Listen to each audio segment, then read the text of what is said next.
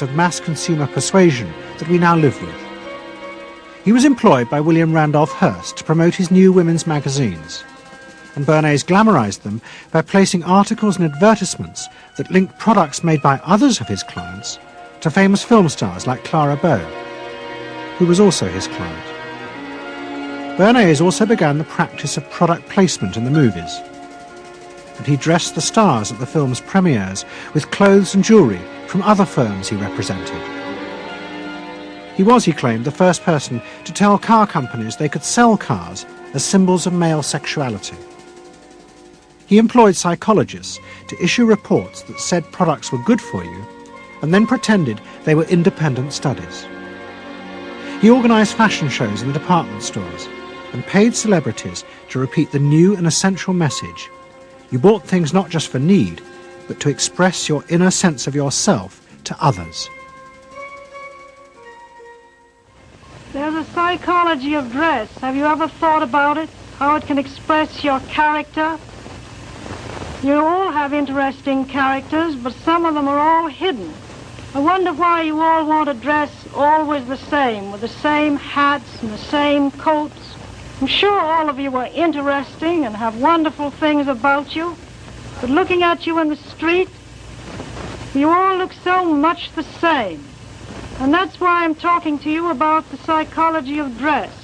Try and express yourselves better in your dress. Bring out certain things that you think are hidden. I wonder if you've thought of this angle of your personality. I'd like to ask you some questions. Why do you like short skirts? Oh, because there's more to see.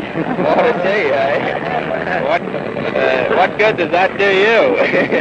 Much of my answer. It makes you more attractive. It does? In 1927, an American journalist wrote, "A change has come over our democracy. It is called consumptionism.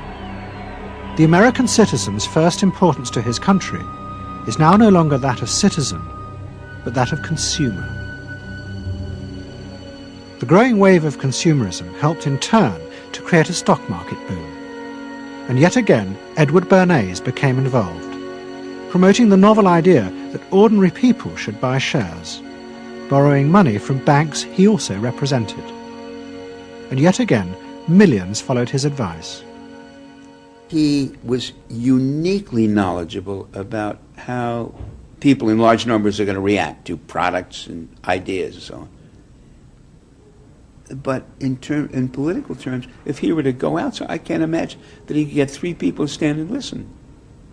Wasn't particularly articulate, was a kind of funny looking, and didn't have any sense of reaching out for people one-on-one. None at all. He didn't think about people in groups of one, thought about people in groups of thousands. So I would have nothing to do with him. Hello? Bernays soon became famous as the man who understood the mind of the crowd. And in 1924, the president contacted him. President Coolidge was a quiet, taciturn man and had become a national joke. The press portrayed him as a dull, humorless figure. Bernays' solution was to do exactly the same as he had done with products. He persuaded 34 famous film stars to visit the White House. And for the first time, politics became involved with public relations. And I lined up these 34 people, and I'd say, "What's your name?" He'd say, "Al Jolson." I'd say, "Mr. President, Al Jolson." Next day, every newspaper in the United States had a front page story: President Coolidge entertains actors at White House. And the Times had a headline which said, "President nearly laughed." And everybody was happy. But while Bernays became rich and powerful in America, in Vienna his uncle was facing disaster. Like much of Europe, Vienna was suffering an economic crisis and massive inflation, which wiped out all of Freud's savings. Facing bankruptcy, he wrote to his nephew for help. Bernays responded by arranging for Freud's works to be published for the first time in America, and began to send his uncle precious dollars, which Freud kept secretly in a foreign bank account. He was Freud's agent, if you will, to get his books published. Well, of course, once the books were being published, Eddie couldn't help himself but promote these books, see that everybody read them, make them controversial, emphasize the fact that, do you know what Freud says about sex and what he says cigarettes are a symbol of and so on and so forth? How do you suppose all those stories got out? Certainly the academics weren't spreading these around the country. Eddie Bernays was. Then, when Freud became accepted, well then, of course, to go to a client and say, well, Uncle Siggy, see, then that had some cachet. But notice there, first Eddie created Uncle Siggy in the U.S., made him acceptable, secondly, and thirdly, then capitalized on Uncle Siggy. Typical Bernays performance.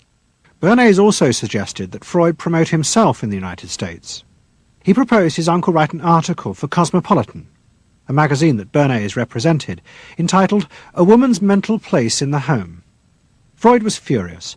Such an idea, he said, was unthinkable. It was vulgar, and anyway, he hated America. Freud was now becoming increasingly pessimistic about human beings. In the mid-20s, he retreated in the summers to the Alps, sometimes staying in an old hotel, the Pension Moritz in Berchtesgaden. It is now a ruin.